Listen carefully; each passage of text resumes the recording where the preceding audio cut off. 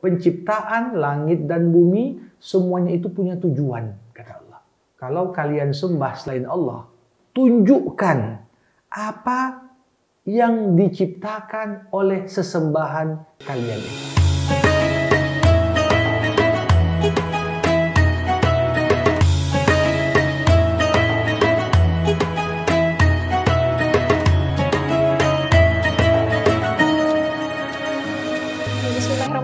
Assalamualaikum warahmatullahi wabarakatuh. Sahabat Al-Quran, kita kembali bertemu dalam menyelami rahasia Al-Quran. Kita sudah di episode ke-47 dan hari ini kita akan membahas surah Al-Ahqaf dan kita seperti biasa akan membagi menjadi 3 sesi.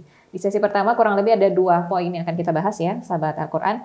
Dan langsung saja kita akan membahas surah Al-Ahqaf yang artinya adalah bukit-bukit pasir. Untuk poin yang pertama, tapi kita kenalkan dulu seperti biasa, ada Ustaz Jamal Syarih ya Ustaz ya. Oke. Kadang-kadang suka lupa kalau ada Ustaz sih. Padahal kan yang ngajarin Ustaz juga begitu. Yeah. Oke, siap. Di poin pertama ini Ustaz adalah mengenai pembuktian atas kuasa ilahi dan sanggahan terhadap orang musyrikin. Ini gimana Ustaz penggambarannya? Ya. Bismillahirrahmanirrahim. Alhamdulillahirabbil alamin. Wassalatu wassalamu ala asyrafil anbiya'i wal mursalin wa ala alihi wa sahbihi ajma'in. Widya dan para pemirsa, surah Al-Ahqaf tentunya seperti yang disampaikan tadi, Ahqaf artinya bukit-bukit pasir. Tapi lebih tepat kalau dikatakan Ahqaf ini adalah tempat bermukimnya kaum Ad, kaumnya Nabi Hud alaihissalam. Karena secara khusus nanti di surah ini akan digambarkan bagaimana perjuangan Nabi Hud alaihissalam berdakwah dan mengajak kaumnya itu untuk bertauhid. Walaupun kemudian mereka itu durhaka terhadap seruan itu dan memilih untuk menerima konsekuensi dan turunnya azab kepada mereka. Nah, kalau kita melihat surah Al-Ahqaf ini adalah penutup dari serangkaian surah-surah yang diawali dengan Hamim. Di jumpa yang lalu saya sebutkan ada 7 surah. Dan ini adalah penutupnya. Nah, di sini di awal surah Allah Subhanahu wa taala mengingatkan kita bahwasanya apa? Orang-orang musyrik itu tentunya mereka bukan tak yakin Allah itu ada. Mereka yakin. Mereka beriman kepada Allah. Kalau ditanya siapa pencipta langit dan bumi, mereka mengatakan Allah. Namun problematika yang mereka hadapi adalah mereka tidak mengesahkan Allah. Dengan kata lain, Allah itu setelah menciptakan langit dan bumi, dalam pandangan orang musyrik tidak lagi berperan dalam kehidupan. Sehingga yang perlu untuk disembah bukannya Allah, tapi disembahlah sesembahan-sesembahan yang lain. Di sini Allah Subhanahu wa taala mengingatkan kepada kita bahwasanya apa? Ma khalaqnas samawati wal ard wa ma bainahuma illa bil haqq. Penciptaan langit dan bumi semuanya itu punya tujuan, kata Allah. Ya, kalian diciptakan ada tujuan. Langit dan bumi ini juga enggak diciptakan sia-sia. Nah, tetapi walladzina kafaru amma unziru mu'ridun. Orang-orang kafir, mereka itu berpaling dari peringatan yang disampaikan Allah. Nah, jadi dianggap ayat-ayat Al-Quran yang disampaikan, ayat-ayat wahyu yang disampaikan para nabi dan rasul itu mengganggu kenyamanan mereka. Mereka tidak mau. Nah, maka dari itu Allah mengatakan sambil menantang, kalau kalian sembah selain Allah, coba kata Allah, tunjukkan apa yang diciptakan oleh sesembahan kalian itu. Kalau Allah sudah jelas menciptakan langit dan bumi, sehingga dia pantas untuk disembah. Nah, kalau ada yang menyembah pohon, menyembah batu, menyembah ini dan itu, coba lihat apa yang sudah diciptakan oleh sesembahan itu, sehingga mereka layak untuk menjadi sekutu bagi Allah Subhanahu wa taala. Nah, di sini Allah Subhanahu wa taala mengatakan, "Wa man adallu mimman yad'u min dunillah man la yastajibu lahu ila yaumil qiyamah wa hum an du'aihim ghafilun." Tidak ada yang lebih sesat dibandingkan orang-orang yang menyembah selain Allah padahal yang disembahnya itu tak bisa memberikan kemanfaatan apapun. Nah, tentunya seorang kalau mau menyembah sesuatu ada benefit atau kebaikan yang diharapkan akan diperolehnya dari balik penyembahan itu. Nah, disinilah kalau kita melihat Nabi Muhammad SAW ketika diutus ke tengah-tengah orang-orang musyrik di Mekah, Allah mengajarkan Nabi untuk mengatakan, "Ma kuntu bid'am minar rusul." Aku ini bukanlah rasul pertama yang diutus. Sebelum aku sudah banyak rasul-rasul lain yang diutus ke tengah umat manusia. Ma adri ma yaf'alu bi wala bikum. Dan Nabi dengan penuh keyakinan mengatakan, aku pun tak tahu setelah kita mati nanti apa yang akan Allah lakukan untukku dan untuk kalian.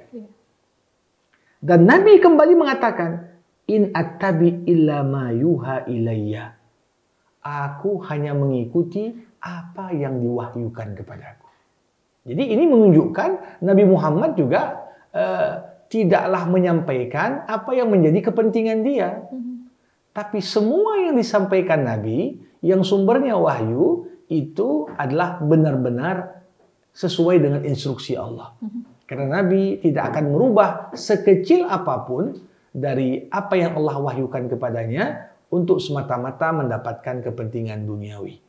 Nah, jadi ini menunjukkan kepada kita di awal pembuka surah ini seakan-akan Allah ingin mengatakan, ya, untuk apa kalian tak mau menyembah Allah?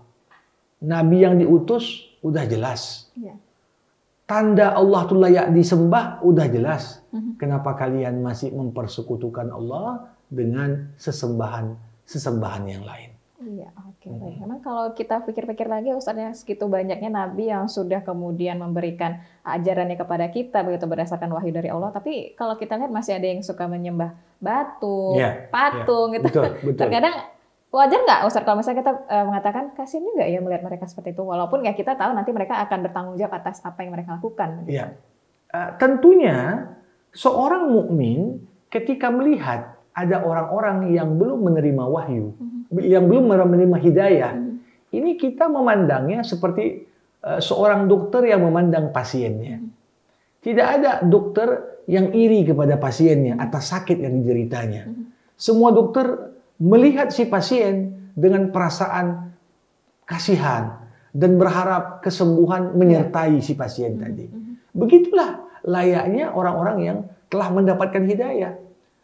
Coba bayangkan dalam salah satu jurnal ilmiah disebutkan di India itu ada lebih dari 300 keyakinan dan agama. Dari mulai kuil yang menyembah tikus, ada kuil menyembah curuh. Bahkan yang lebih parah dari itu semua, ada kuil yang menyembah vagina wanita. 300. Bayangkan, padahal kalau kita lihat, yang paling banyak ilmuwan di NASA itu orang-orang India.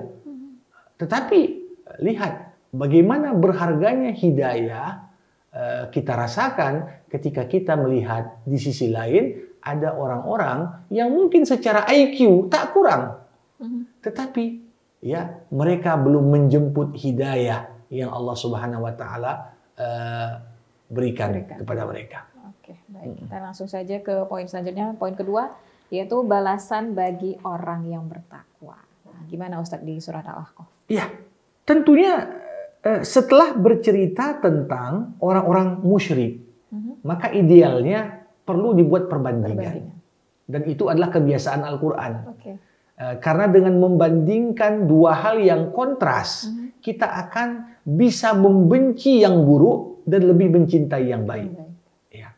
Allah mengatakan di sini bahwasanya orang-orang yang beriman itu, orang-orang yang bertakwa itu akan dapat balasan yang cash di dunia selain mereka dapat ganjaran yang luar biasa di akhirat. Apa balasan di dunia? Innal ladzina qalu rabbunallah summa istaqamu fala khaufun alaihim wala hum yahzanun. Orang-orang yang mengatakan Tuhan kami adalah Allah. kemudian mereka istiqomah melaksanakan perintah Allah, meninggalkan larangan Allah, balasan di dunia untuk mereka apa? Mereka tidak akan takut menghadapi masa depan dan mereka tak akan larut dalam kesedihan menyikapi masa lalu.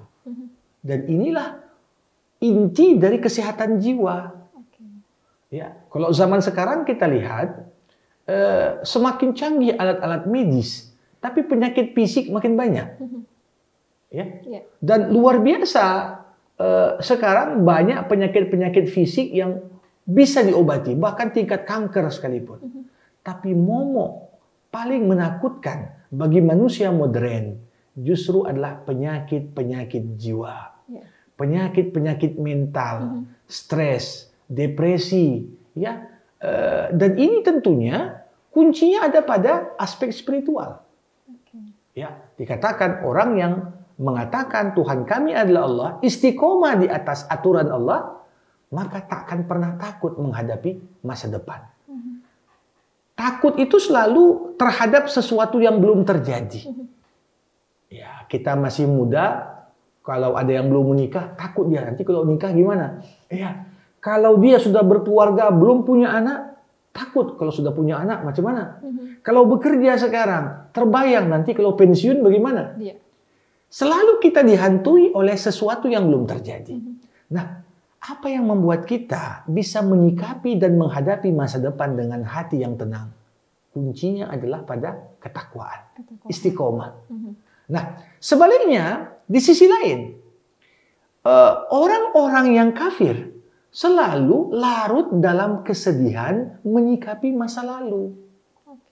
Ya, kalau dalam istilah orang sekarang gagal move on dia. Betul. Jadi kesedihan itu selalu menghantui dia, ya, sehingga ya kadang-kadang udah berlangsung lama pun masih terbayang juga, diungkit-ungkit juga. Diungkit-ungkit juga. Disinilah pentingnya aspek agama tadi. Agama membuatmu tak larut dalam kesedihan, karena kau tahu walaupun terjadi musibah di masa lalu, musibah itu di baliknya ada hikmah besar yang membawa kita pada kebaikan. Jadi ini balasan di dunia. Balasan di akhirat apa? Ulaika ashabul jannah.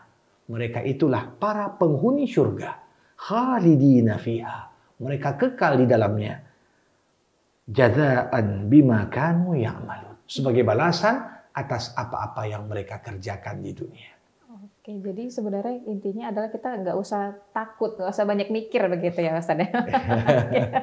Poin selanjutnya, langsung saja poinnya yaitu adalah mengenai wasiat untuk berbakti kepada kedua orang tua. Nah ini sebagai anak gitu kita Ustaz, kadang kita mau berbakti, tapi kadang agak merasa mungkin tidak cocok begitu dengan orang tua, mau pendapat ataupun apapun begitu. Nah ini yang membuat kita suka terhalang gitu untuk berbakti kepada orang tua. Ini gimana Ustaz? Iya.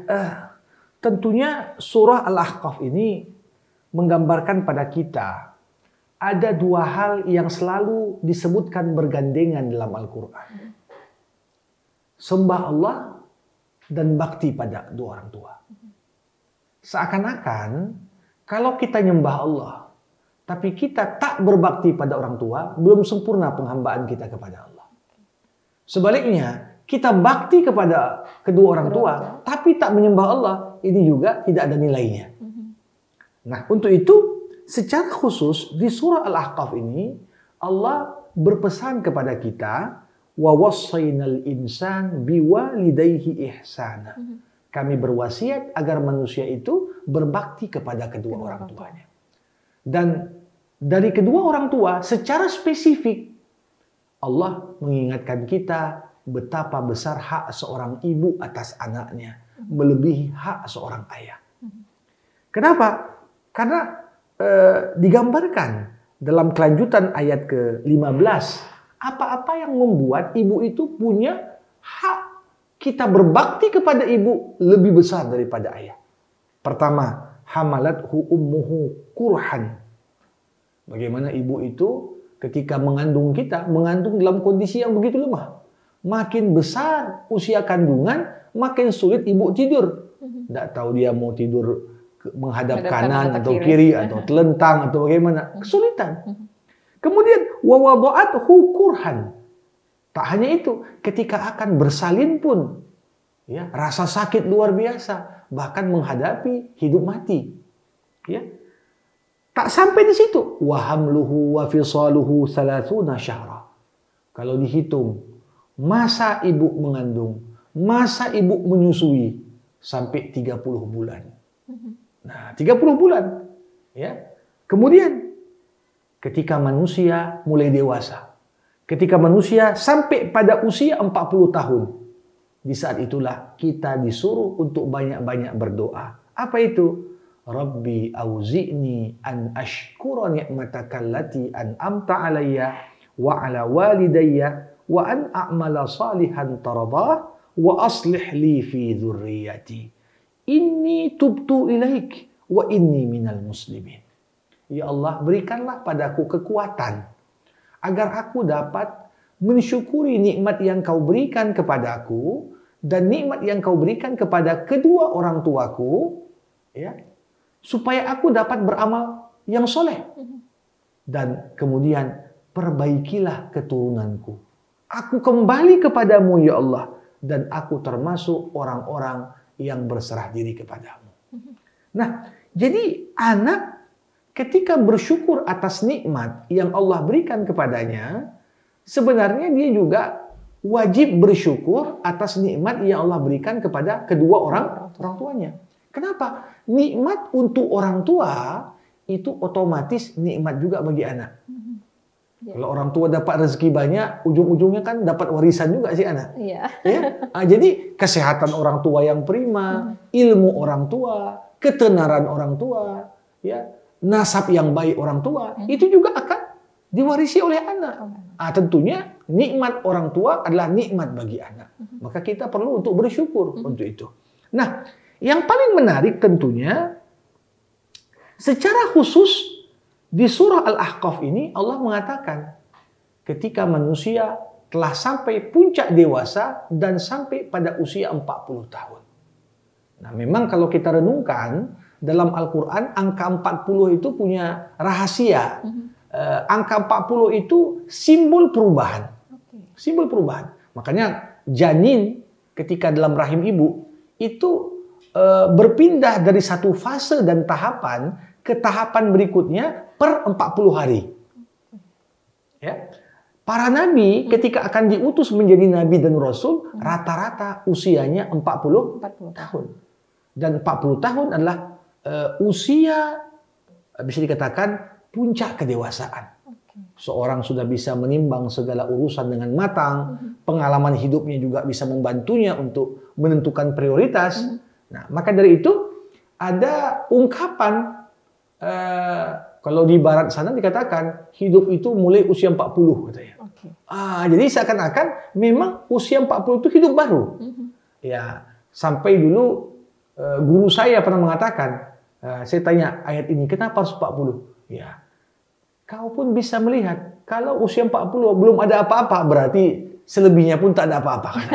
Tapi kalau usia 40 capaian mungkin dalam karir, dalam keluarga sudah sampai pada tingkatan tertentu, tentunya ini juga menggambarkan apa yang akan kita peroleh berikutnya. Maka dari itu dalam sebuah hadis juga dikatakan siapa yang sudah sampai 40 tahun tak juga lebih dekat kepada Allah, maka janganlah dia salahkan kecuali dirinya sendiri. Jadi istilahnya mungkin di bawah usia 40 orientasi dunia masih kuat. Tapi begitu masuk usia 40, seharusnya seorang sudah mulai artinya sadar akan fokus dan prioritas dalam hidup ini, bahwasanya dia perlu mengejar akhiratnya juga. Dan tak boleh hanya menyibukkan diri dengan dunianya semata. Nah, yang paling menarik adalah di surah Al-Ahqaf satu-satunya di dalam Al-Quran yang bercerita langsung mengenai potret orang yang durhaka. Ya. Di surah Al-Isra memang ada cerita larangan mengucapkan kata kepada kedua orang tua. Tapi di sini Allah Subhanahu wa taala khususnya di ayat ke-17 ya, dan orang yang berkata kepada kedua orang tuanya Apakah kamu berdua memperingatkan kepadaku bahwa aku akan dibangkitkan dari kubur? Padahal beberapa umat sebelumku telah berlalu. Nah, di sini lalu kedua orang tuanya itu memohon pertolongan kepada Allah. Celakalah kamu, berimanlah, sungguh janji Allah itu benar.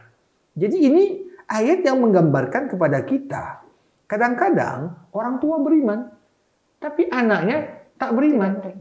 Dan ketidakberimanan anak itu yang akan mendorong anak untuk durhaka.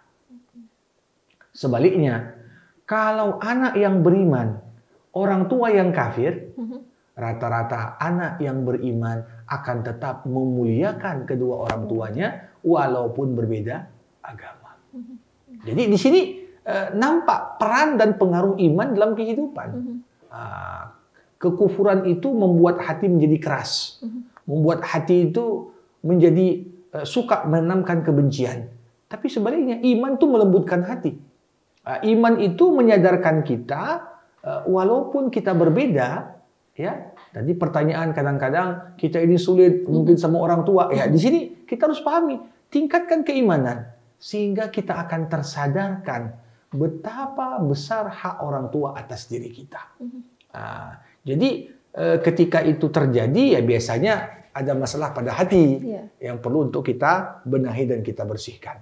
Oke, baik. Apalagi kalau terkait dengan orang tua, kita memang harus berhati-hati bersikap begitu ya Ustaz. Betul, betul. Jadi bagaimana kita bisa sejalan antara menjalankan perintah Allah dan sejalan dengan bertakwa kepada, maksudnya berbuat baik kepada kedua orang tua begitu ya Ustaz. Iya. Tentunya di sini ada hadis Nabi yang mengatakan, ridho Allah terletak pada ridho kedua orang tua. Murkanya Allah terletak pada murka kedua orang tua. Jadi di sini ketika orang tua itu soleh, nah tentunya kita perlu untuk mendapatkan ridho keduanya. Karena pada ridho keduanya, indikator Allah ridho pada kita. Tapi sebaliknya, kalau orang tua salah, ya di sini nggak perlu kita upayakan ridho keduanya. Ya, karena tentunya tidak ada kepatuhan kepada siapapun jika perintah dan larangannya bertentangan dengan perintah dan larangan Allah. Ya, kita pegang adalah ridho Allah. Ridho Allah. Ya. Baik, poin selanjutnya yaitu mengenai kisah Nabi Hud ini Ustaz. Gimana kisah Nabi Hud di sini Ustaz? Ya, Nabi Hud tentunya sesuai dengan nama surah. Ahqaf adalah tempat Nabi Hud diutus Allah untuk berdakwah. Ya. Dan kaum Ad, kaumnya Nabi Hud ini terkenal sebagai kaum yang memiliki fisik yang cukup kuat. Karena disebutkan dalam beberapa ayat, Allah nggak pernah menciptakan ada satu bangsa yang secara fisik lebih kuat dibandingkan fisiknya kaum Ad. Jadi dalam sejarah ini, ya kalau dikatakan Nabi Adam itu tingginya saja 60 kaki. Ya, jadi makin mendekati akhir zaman, ya ukuran manusia makin kecil. Makin kecil. Dan tentunya ini yang Allah selalu bandingkan. Ketika orang-orang semacam Abu Lahab dan Abu Jahal menyombongkan diri, menolak ajaran Islam, Allah mengatakan yang jauh lebih kuat dari kalian saja habis. Kaum Ad yang kalian ketahui fisiknya begitu kuat, tak pernah diciptakan ada satu suku bangsa sekuat mereka. Mereka pun kena azab. Nah, di sini Allah Subhanahu wa taala mengabadikan kepada kita bagaimana kiprah sosok Hud alaihi salam dalam berdakwah. Dengan bahasa yang santun diajaklah kaumnya untuk beriman kepada Allah, untuk beriman kepada tauhid, ya. Tapi yang terjadi apa? Sampailah pada titik Nabi Hud alaihi salam yakin umatnya tak akan beriman lagi. Dan ketika itu, sebagaimana nabi-nabi lain, Nabi Hud pun mulai berdoa agar Allah turunkan azab kepada kaumnya. Nah, yang paling menarik apa? Sebelum turunnya azab kepada kaum Nabi Hud berupa angin yang meluluhlantahkan seluruh kota yang mereka diami di Ahqaf sana, ini Ahqaf mengalami begitu lama tidak turun hujan. Jadi kekeringan luar biasa. Suatu ketika tiba-tiba awan itu nampak tebal. Seperti akan turun hujan. Maka Ketika itu orang-orang dari kaum Ad mengatakan, ya bentar lagi turun hujan nih. Ya, ketika itu mereka justru memperolok Hud dengan mengatakan, Hud, kau ancam kami dengan azab. Mana azabnya? Kau tak datang. Justru sekarang akan turun hujan. Di sini Allah Subhanahu wa taala mengatakan, bal huwa masta'jaltum. Yang kalian pikir itu adalah hujan, justru ini adalah yang kalian minta untuk diturunkan segera. Itulah azab. Rihun fiha azabun alim. Maka dari itu, banyak fenomena alam zaman sekarang, orang itu ketika muncul menganggap sebagai objek wisata. Mereka tidak berpikir bahwasanya ya boleh jadi beberapa wujud dari fenomena alam itu kalau terjadi di zaman Nabi, Nabi justru memperbanyak sholat. Misalnya zaman sekarang kalau terjadi gerhana bulan, gerhana matahari, justru orang rame-rame nonton dan berkumpul. Justru Islam kenapa mensyariatkan sholat? Ada sholat kusuf, ada sholat khusyuf, ada sholat gerhana matahari, gerhana bulan. Karena memang azab-azab yang Allah Subhanahu wa taala turunkan pada umat-umat terdahulu selalu diawali dengan fenomena alam yang tadi. Ya, jadi Nabi juga bermohon di momen seperti itu agar dijauhkan dari turunnya azab. Nah, di sini Allah Subhanahu wa taala setelah bercerita tentang bagaimana kaum Ad ini mendustakan Nabi Hud, satu poin yang cukup tentunya menyenangkan Nabi, dan ini terjadi kapan? Di jalan Nabi pulang dari hijrahnya ke kota Taif. Kita tahu di tahun ke-9 Hijriah itu paman Nabi meninggal, istri Nabi Khadijah meninggal, sehingga waktu itu Nabi Muhammad mencoba untuk mencari peluang dakwah Islam di luar Mekah. Salah satu kota yang dituju adalah kota Taif. Itu kurang lebih di utara Mekah, jaraknya sekitar 150 kilo. Nabi berangkat berjalan kaki bersama putra angkatnya. Sampai di sana, ternyata Nabi diperolok dan dilempari batu. Pulanglah Nabi kembali ke Mekah. Di sebuah tempat di perjalanan antara Taif dengan Mekah, ada sebuah tempat namanya Wadil Jin. Wadil Jin ini tempat lembah jin. Banyak di situ jin. Rasulullah SAW membacakan Al-Quran, ternyata datang sekelompok jin mendengar bacaan Nabi. Bukan hanya itu. Bangsa jin ini kemudian mereka bersyahadat dan berislam. Jadi ini seperti menjadi tawar sedingin bagi Nabi. Nabi yang nampak sedih karena dakwah ditolak, bergembira jin saja mau menerima dakwahnya. Nah, ini menjadi sebenarnya pukulan telak bagi kita manusia. Nabi itu dari bangsa manusia, bukan dari bangsa jin. Tapi justru bangsa jin yang nggak punya nabi dari bangsa mereka, justru beriman ketika diperdengarkan Al-Quran. Bagaimana kita justru tidak mau beriman? Nah, ini yang kemudian Allah Subhanahu wa taala mengatakan, wa is sorafna, ingatlah ketika kami hadapkan kepadamu Muhammad sekelompok jin yang mendengarkan bacaan Quran. Ketika mereka mendengar bacaanmu, mereka berkata, diamlah. Setelah selesai, mereka kembali kepada kaumnya untuk memberikan peringatan. Bukan cuma berislam, tapi begitu hafal satu ayat, mereka langsung sampaikan kepada kaumnya masing-masing. Berarti semangat dakwah dari golongan jin ini luar biasa. Luar biasa. Kalah nih manusia. Kalah kita. Nah, jadi berapa banyak kita dengar pengajian, tapi kita biarkan pengajian itu berhenti di telinga kiri atau kanan. Begitu masuk udah nggak keluar-keluar lagi. Ya, kita pun juga tak menyampaikan kepada yang lain. Padahal kita tahu kewajiban dakwah itu kan bagi setiap orang sesuai dengan kapasitasnya. Nah, maka dari itu di sini bukti bahwasanya pentingnya kita juga belajar dan meladani cepatnya respon bangsa jin dalam menyahuti seruan Nabi Muhammad SAW. Oke, baik, siap. Ustadz, untuk poin terakhir yaitu adalah pembuktian adanya hari kebangkitan dan ancaman bagi yang mengingkarinya. Seperti apa, Ustadz? Tentunya di sini hari kebangkitan itu kan sebenarnya sangat rasional. Sebagian orang menganggap, oh kalau kami sudah terurai dengan tanah, jasad sudah menjadi tulang belulang, apa mungkin bisa dibalikkan?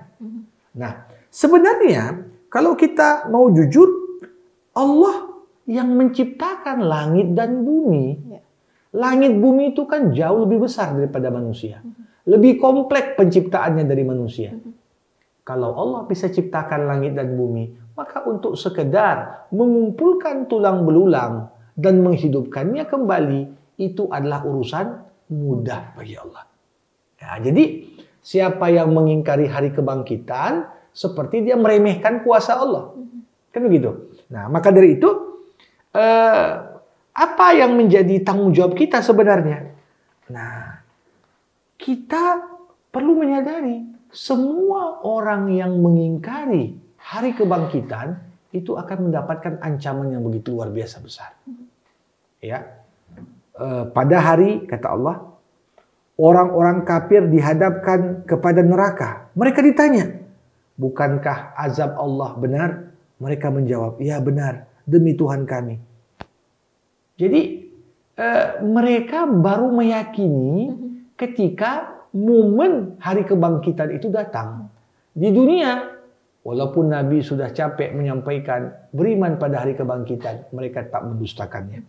Maka dari itu, di penutup surah, kita disuruh meneladani siapa?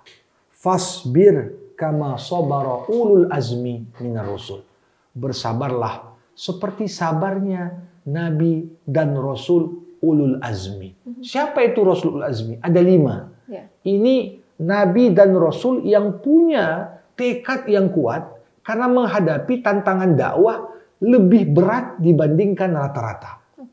Nuh, Ibrahim, Musa, Isa, Nabi Muhammad. Inilah 5 Rasul ulul azmi. Ini paling berat dakwah mereka. Kita diminta, sabarlah kalian. Bagaimana bisa bersabar? Harus punya tekad yang kuat. Harus punya tekad yang kuat. Nah, jadi dan kita harus yakin semua orang yang fasik, yang keluar dari aturan Allah, mereka akan menerima ganjaran kebinasaan atas apa yang mereka pilih. Nah, jadi ini bukan sesuatu janji yang palsu, tetapi ini adalah kebenaran yang terbukti dan telah berlaku pada umat-umat sebelumnya. Oke, dan tentunya kita harus bisa ya Ustadz ya kemudian memetik pelajarannya, menjadikan ini sebagai pedoman kita juga untuk selalu memperbaiki diri. Gitu ya. Oke, sahabat Al-Quran, untuk surah Al-Ahqaf sudah selesai, sudah 3 sesi kita bahas ya mengenai surah ini, dan tentunya kita akan bahas surah-surah lainnya di episode-episode selanjutnya. Seperti biasa, Widya ajak sahabat Al-Quran untuk like, komen, dan subscribe YouTube channel kita. Insya Allah akan ada banyak manfaat yang kita peroleh. Wabillahi taufiq wal hidayah. Wassalamualaikum warahmatullahi wabarakatuh.